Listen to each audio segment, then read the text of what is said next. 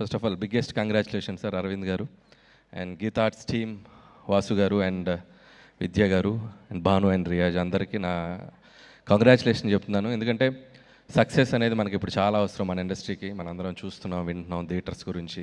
And ముఖ్యంగా summer అనేసరికి ఇంతకుముందు అసలు వీక్ ఒక సినిమా, 2 వారాలకు ఒక సినిమా ఉండేది.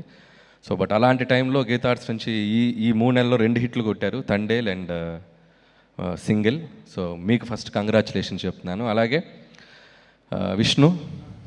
So Vishnu is very close బడ్డీ.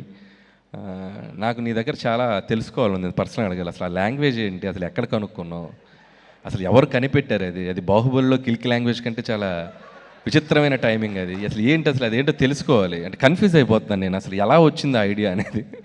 సో ఒకసారి పర్సనల్గా కలుస్తాను, కొద్దిగా ఎక్స్ప్లెయిన్ చేయి, నాకు కొద్దిగా క్యూరియస్గా ఉన్నాను నేను. అండ్ అలాగే విష్ణు గురించి ఎప్పుడు చెప్తూ ఉంటాను నేను.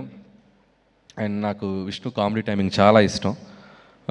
నాకు అప్పట్లో రాజేంద్ర ప్రసాద్ గారు, నేను చిన్నప్పుడు చూసిన హీరోలో రాజేంద్ర ప్రసాద్ గారు నాకు చాలా ఇష్టం. ఒకవైపు స్టార్ హీరో సినిమాలు ఎక్స్ట్రాడినరీగా బ్లాక్ బస్టర్ అవుతుంటే, ఒక చిన్న స్లీక్ ఫిల్మ్తో తీసుకొచ్చి ఎక్స్ట్రాడినరీగా హిట్ కొట్టి రెవెన్యూస్ కొట్టేవారు. నాకు తెలిసి నేను చాలాసార్లు చెప్పాను విష్ణుకి అంత పొటెన్షియల్ ఉంది. So Vishnu, keep going. So ఫ్యూచర్లో ఖచ్చితంగా నీ టైమింగ్ని నేను కూడా వాడుకుంటాను ఏదో ఒకసారి. So definitely will work together any time soon. And congratulations and all the best.